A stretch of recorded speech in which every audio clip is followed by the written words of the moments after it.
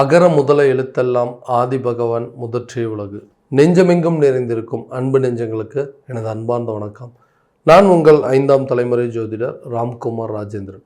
இன்னைக்கு நம்ம பார்க்கக்கூடிய தலைப்பு, சிம்ம ராசி அன்பர்களுக்கு 12ஆம் இடத்தில், அதாவது கடக ராசியில் நடைபெறவிருக்கும் சுக்கிரன் மற்றும் புதன் ஆகிய 2 கிரகங்களுடைய சேர்க்கை லக்ஷ்மி நாராயண ராஜயோகம் என்று உருவாக போகுதுங்க. இந்த ராஜயோகம் ஜூலை மாதம் 7ஆம் தேதி முதல் 31ஆம் தேதி வரை நடைபெறவிருக்கு. ஸோ சிம்ம ராசி அன்பர்களுக்கு இந்த லக்ஷ்மி நாராயண ராஜயோகம் எந்த விதமான அற்புதத்தை கொடுக்க போகுது அப்படிங்கிறது பார்க்கலாம். ஸோ சுக்கிர பகவான் ஒருவருடைய ஜாதகத்தில் இந்த செல்வாக்கு சார்ந்த சில விஷயங்கள், ஆடம்பரம் சார்ந்த விஷயங்கள், சொகுசு, காதல் மற்றும் தாம்பத்தியம் ஆகிய அனைத்து உறவுகளையும் கொடுக்கக்கூடியது இந்த சுக்கிர பகவான். புதன் புத்திக்காரகன், வித்தைக்காரகன், வித்யாக்காரகன் என்று அழைக்கக்கூடிய புதன் பகவான் ஒருவருக்கு கல்வி, அறிவு, சிந்தனை, திறன் மற்றும் புத்தி கூர்மை அனைத்தையும் கொடுக்கக்கூடிய இந்த புதன் பகவான். இந்த 2 கிரகங்களுடைய சேர்க்கை உங்களுடைய ராசிக்கு 12ஆம் இடத்தில் விரைய மோட்சஸ்தானத்தில் நடைபெறவிருக்குங்க. ஸோ இந்த நிகழ்வானது சிம்ம ராசி அன்பர்களுக்கு எந்த விதமான அற்புதங்கள் மற்றும் சிறப்புகள் கொடுக்க போகுது அப்படிங்கிறதை தெளிவாகவும் துல்லியமாகவும் இந்த காணொலியில் பார்க்கலாங்க. நம்ம காணொலியை ஃபஸ்ட் டைம் பார்க்குறவங்க அதை சப்ஸ்கிரைப் பண்ணிக்கோங்க. பெல் பட்டனை கிளிக் பண்ணி ஆல் அப்படிங்கிற ஆப்ஷன் கொடுத்துக்கோங்க. சிம்மராசி அன்பர்கள் சூரிய பகவானை அதிபதியாக கொண்டவர்கள். தனது நேர்மையாலும், அதாவது சாதுரியத்தனத்தினாலும் எல்லா விதமான வெற்றிகளை காணக்கூடிய சிம்மராசி அன்பர்கள். ஸோ எப்போவுமே பார்த்தீங்க அப்படின்னா சுறுசுறுப்பாக செயல்படக்கூடிய நபர்கள், தன்னலம் விட பொதுநலத்தையே கருத்தாக கொண்ட ஒரு நபர்கள் அப்படின்னு சொல்லலாம். தங்கிட்ட ஒரு விஷயம் உதவி அப்படின்னு கேட்டுட்டாங்கன்னா எப்படியேற்பட்ட சூழலையும் அந்த உதவியை செய்து காட்டக்கூடிய நபர்கள், உதவி செய்யக்கூடிய மனப்பான்மையை கொண்ட நபர்கள் அப்படின்னே சொல்லலாம். நிறைய கஷ்டங்களை கடந்து வரக்கூடிய இந்த காலகட்டங்கள், நிறைய கஷ்டங்கள், சிறு வயதிலே பார்த்திங்கன்னா குடும்ப பொறுப்புகளை ஏற்று நடத்தக்கூடிய நபர்கள் அப்படின்னே சொல்லலாம். நிர்வாக திறமை கொண்ட ஒரு அமைப்பை கொண்டவர் இந்த சிம்மராசிக்காரர் அப்படின்னு சொல்லாங்க. ஸோ தங்கிட்ட ஒரு விஷயத்தை கொடுத்துட்டாங்க அப்படின்னா அதை கரெக்டாக செஞ்சு முடிக்கக்கூடிய நபர்கள், ஆக்டிவாக இருப்பாங்க, எப்போவுமே ரொம்ப சுறுசுறுப்பாக இருக்கக்கூடிய நபர்கள். இந்த நபர்களுக்கு கடந்த சில காலகட்டங்களாக பார்த்திங்க அப்படின்னா எடுத்த காரியத்தில் எல்லாமே எல்லா விதமான தடைகள் அப்படிங்கிறது கொடுத்துருச்சுங்க. என்னென்னமோ முயற்சி பண்ணி பார்க்க அந்த முயற்சியில் எல்லா விதமான தாமதங்களையும் சந்திச்சாச்சுங்க. ஏன் இந்த நிலை? வியாபாரம் பண்ணலாம், ஒரு தொழில் பண்ணலாம் அப்படின்னு சொன்னால் அதில் பெரிய லாபம் அப்படிங்கிறது இல்லாமல் இருக்குது. ஒரு ஒர்க் பண்ணிகிட்ருக்குறோம் அப்படின்னா அதில் தேவையில்லாத அலைச்சலுங்க, அந்த வேலையில் ஒரு திருப்திகரமற்ற ஒரு நிலை அப்படிங்கிறது ஒரு சூழ்நிலையில் இருக்குது. கூட இருக்கிற சொந்த பந்தங்கள், உறவினர்கள், நட்புகளால் எல்லா விதமான ஏமாற்றங்கள் அப்படிங்கிறது சந்திச்சாச்சுங்க. ஸோ வாங்காத கடனுக்கு தேவையில்லாத வட்டி கட்டக்கூடிய நிலை, நம்மக்கிட்ட பேசவே தகுதி இல்லாதவங்களாம் இன்றைக்கி நம்மளை கேள்வி கேட்கக்கூடிய ஒரு நிலைக்கு அப்படிங்கிறது வந்தாச்சுங்க. இருக்கக்கூடிய சொத்து பத்துக்கள் எல்லாத்தையுமே இழந்தாச்சு. மற்றவங்க நீங்கள் இதுக்கு மேலே எதுக்குமே ஆக முடியாது, உன்னோட வாழ்க்கையை அவ்வளோதான் முடிய போகுது, உன் வாழ்க்கையில் அடுத்த லெவலுக்கு உன்னால் போகவே முடியாது, உன்னால் எதையுமே சாதிக்க முடியாது அப்படின்னு சொல்லக்கூடிய ஒரு நிலை அப்படிங்கிறத வந்துருச்சு. நம்மக்கிட்ட அட்வைஸ் கேட்டவங்களாம் இன்றைக்கி ஓஹோன்னு இருக்காங்க. நான் நம்மளுடைய நிலை இன்னும் உயரவே இல்லை அப்படிங்கிறது தாங்க. உன்னால் முடியாது, உன்னால் எதுவுமே செய்ய முடியாது, உனக்கு அந்த தகுதியே கிடையாது அப்படின்னு சொல்லி மற்றவர்கள் நம்மளை குறை கூடக்கூடிய அளவுக்கு சில விஷயங்கள் நம்மக்கிட்ட நிறைய பேர் அட்வைஸ் கேட்டுட்ருப்பாங்க. ஆனால் இன்றைக்கி நமக்கே அட்வைஸ் பண்ணக்கூடிய ஒரு நிலை அப்படிங்கிறது உருவாயிருச்சு.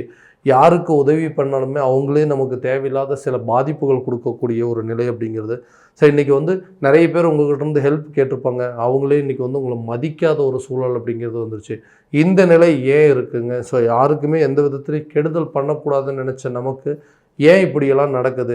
ஸோ யாரை தான் நான் நம்புறது? யாரை நம்பியும் ஒரு விஷயத்தை பண்ண முடியல, ஸோ என்னோடய விஷயத்துலேயும் என்னால் கரெக்டாக இருக்க முடியல அப்படின்னு சொல்லி யோசிச்சுட்டு இருக்கக்கூடிய நபர்களுக்கு இந்த காலகட்டங்கள், இந்த லக்ஷ்மி நாராயண ராஜயோக காலகட்டங்களில் எடுக்கக்கூடிய முயற்சிகள் கண்டிப்பாக ஒரு நல்ல வெற்றி அப்படிங்கிறது. இதுவரை இருந்து வந்த காரிய தடைகள் அனைத்தும் விலக போகுதுங்க.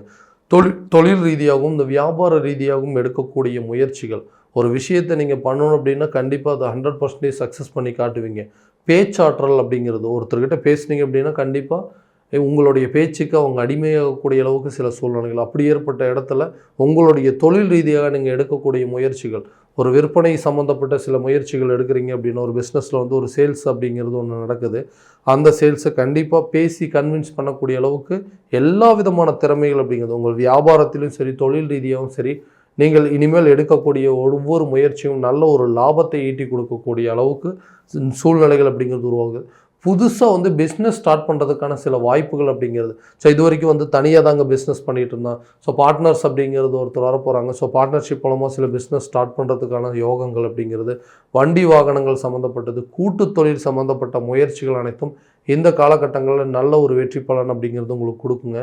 ஸோ புதுசாக ஸ்டார்ட் பண்ணுறதுக்கு முன்னாடி கண்டிப்பாக நல்லா யோசித்து பார்ட்னர்ஸ் வந்து ஒரு நல்ல பார்ட்னர்ஸாக இல்லையா, கண்டிப்பாக இவங்க கூட சேர்ந்து பண்ணலாமா அப்படிங்கிற ஒரு சின்ன இந்த டாக்குமெண்ட் சம்மந்தப்பட்ட விஷயங்கள் எல்லாம் கொஞ்சம் ஆலோசனை பண்ணி கரெக்டான விதத்தில் அந்த அக்ரிமெண்ட் எல்லாம் கரெக்டாக போட்டு பண்ண வேண்டிய ஒரு நிலை அப்படிங்கிறது இருக்குங்க. அப்போ தான் உங்களுக்கு எதிர்காலத்தில் எந்த விதமான ஒரு பிரச்சனைகள் இல்லாத இருக்கக்கூடிய ஒரு சூழல் உருவாகுங்க. அடுத்ததாக இந்த வேலையில் இருக்கக்கூடிய நபர்கள், வேலையில் தேவையில்லாத அலைச்சலுங்க, ரொம்ப வந்து ஒரு இடத்துலேருந்து இன்னொரு இடத்துக்கு ட்ராவல் பண்ணிகிட்டே இருக்கக்கூடிய நிலை, சொந்த ஊருக்கே ட்ரான்ஸ்ஃபர் கிடச்சிது அப்படின்னா பெட்டராக இருக்குங்க. ஒவ்வொரு ஊருக்கும் வந்து அலைச்சல் அதிகமாக இருந்துகிட்டே இருக்குது. ஸோ நிம்மதியாக ஒரு இடத்துல உட்காந்து வேலை பார்க்கக்கூடிய நிலை அப்படிங்கிறதே வரலைங்க. ஸோ அடுத்த லெவலுக்கு ப்ரமோஷன் கிடச்சிது அப்படின்னா அந்த வெளியே சுற்றுற வேலை இருந்து ஆஃபீஸில் ஒரு இடத்துல உட்காந்து வேலை பார்க்கக்கூடிய நிலை வரும். அந்த ப்ரமோஷனுக்கு வேண்டி நாங்கள் வெயிட் பண்ணிகிட்ருக்குறோம் அப்படின்னு சொல்லக்கூடிய நபர்கள், புதுசாக ஒரு வேலைக்கு ஜாயின் பண்ணுங்க, இந்த இடத்துலேருந்து வேறு ஒரு கம்பெனிக்கு போகலான்னு இருக்கேன், அட்லீஸ்ட் அந்த இடத்துல ஒரு ஹைக் அப்படிங்கிறது எனக்கு கிடைக்கும்னு யோசிச்சுட்டு இருக்கக்கூடிய நபர்கள், அதே போல் இந்த வேலையில் பதவி உயர்வோ இல்லை சம்பள உயர்வுக்கு எதிர்பார்த்துட்டு இருக்கக்கூடிய நபர்களுக்கு இந்த காலகட்டங்களில் கண்டிப்பாக ஒரு நல்ல யோகமாக இருக்க போது. வேலையில் இருக்கிறவங்களுக்கு ஒரு ப்ரமோஷன் கிடைக்கிறதுக்கோ இல்லை சேலரி இன்க்ரிமெண்ட்டோ ஒரு இடத்துலேருந்து இன்னொரு இடத்துக்கு ட்ரான்ஸ்ஃபர் கிடைப்பதற்கான வாய்ப்புகள் அப்படிங்கிறது, புதிய வேலைக்கு உண்டான முயற்சியில் எடுக்கக்கூடிய நபர்களுக்கு வேலையில் நல்ல ஒரு முன்னேற்றம் அப்படிங்கிறது கண்டிப்பாக கிடைக்க போதுங்க. அடுத்ததாக இந்த திருமணம் சார்ந்த சில விஷயங்கள், இளம் வயதிலே வந்து குடும்ப பொறுப்புகள், ரெஸ்பான்சிபிலிட்டிஸ் அப்படிங்கிறது ரொம்ப அதிகமாக வந்துருச்சுங்க. ஸோ இந்த ரெஸ்பான்சிபிலிட்டிஸ், இந்த பொறுப்புகள் எல்லாத்தையுமே முடித்து ஒரு வீடு கட்டணும், வண்டி வாகனம் வாங்கணும், கூட பிறந்த சகோதரிகளுக்கு திருமணம் பண்ணணும் அப்படின்னு சொல்லி எல்லா பொறுப்புகளையும் முடிச்சுட்டு வரும்போது எனக்கு வந்து வயசாயிருச்சு அப்படின்னு சொல்லிட்டாங்க. இந்த வயது முதிர்வே எனக்கு சில நேரத்தில் திருமணம் ஆகாமல் போகிறதுக்கான நிறைய சூழல் அப்படிங்கிறது உருவாயிருச்சு. நல்ல அமைப்பு இருக்குது, எல்லாமே நல்லா வந்து கஷ்டப்பட்டு ஹார்ட் ஒர்க் பண்ணி வரக்கூடிய வாழ்க்கை துணையை நல்லபடியாக பார்த்துக்கக்கூடிய அளவுக்கு நல்ல திறன்கள் இருக்குது. ஆனால் அந்த திருமணம் சார்ந்த சில நல்ல, அதாவது மகிழ்ச்சியான விஷயங்கள் எதுவுமே எனக்கு நடக்க மாட்டேங்குதுன்னு சொல்லக்கூடிய நபர்களுக்கு கண்டிப்பாக இந்த காலகட்டங்களில் திருமணம் சார்ந்த யோகங்கள் அப்படிங்கிறது உருவாகுங்க. உங்களுடைய மதிப்பு, மரியாதை, அந்தஸ்து எல்லாமே தெரிஞ்சு உங்களுக்கு ஏற்ற ஒரு வாழ்க்கை துணை அமைப்பதற்கான சில சூழல் அப்படிங்கிறது இந்த காலகட்டங்களில் நிச்சயமாக உருவாகுங்க. அடுத்ததாக இந்த கணவன் மனைவிக்கிடையே இருக்கக்கூடிய கருத்து வேறுபாடுகள் அப்படிங்கிறது தீருங்க. எதுக்கெடுத்தாலும் சண்டை போட்டுகிட்டே இருக்கோம், ஒரு அண்டர்ஸ்டாண்டிங்கே இல்லை. தான் ஒரு விஷயத்த சொல்கிறோம், அது மற்றவங்க வந்து அவங்க அது வீட்டில் இருக்கிறவங்க அதை வேறு விதமாக புரிஞ்சிக்கிறாங்க. ஸோ இதனால் வந்து எங்கள் 2 பேர்த்துக்குள்ளேயே ஒரு நல்ல அண்டர்ஸ்டாண்டிங், மியூச்சுவல் அண்டர்ஸ்டாண்டிங் இல்லைன்னு சொல்லக்கூடியவங்களுக்கு உங்களுக்குள்ளே இருக்கக்கூடிய மன கஷ்டங்கள், மன சலிப்புகள், சங்கடங்கள் அப்படிங்கிறது விலகக்கூடிய காலம், 2 பேருமே ஒன்று சேர்ந்து வாழக்கூடிய யோக காலமாக இருக்க போது இந்த லக்ஷ்மி நாராயண ராஜயோக காலம். அடுத்ததாக இந்த குழந்தைகள் இல்லாத தம்பதியினருக்கு குழந்தை பாக்கியம் ஏற்பதற்கான சூழல் அப்படிங்கிறது, எந்த ஃபங்க்ஷனுக்குமே எங்களால் போகவே முடியலைங்க, இது ஒரு குறையாகவே எடுத்து சொல்லிகிட்டே இருக்காங்க, இதனால் மன உளைச்சலுக்கு ஏற்பட்டுருக்கு. நாங்களும் நிறைய ட்ரீட்மெண்ட் எல்லாம் எடுத்தாச்சு, நிறைய கோயில் குளங்களுக்கு போயிட்டு வந்தாச்சுங்க, ஆனால் எங்களுக்குன்னு ஒரு நல்ல அந்த குழந்தை சம்மந்தப்பட்ட யோகமே இல்லாமல் இருக்குது. ஸோ ஏதாவது குறைபாடுகள் இருக்கா அப்படின்னா மருத்துவ ரீதியாக செக் பண்ணியாச்சு, அப்போவுமே வந்து எந்த குறையுமே இல்லை, கண்டிப்பாக உங்களுக்கு எல்லாமே நல்லா தான் நடக்கும் தான் சொல்கிறாங்க, ஆனால் எங்களுக்கு வந்து எதுவுமே நடக்கலைங்கன்னு சொல்கிறவங்களுக்கு இந்த காலகட்டங்களில் நீங்கள் மருத்துவம் சார்ந்து எடுக்கக்கூடிய முயற்சியும் நல்ல பலன் கொடுக்குங்க. கூடிய விரைவில் உங்களுக்கு ஒரு சுப செய்திகள் அப்படிங்கிறது வந்து சேரக்கூடிய காலகட்டமாக இருக்க போதுங்க.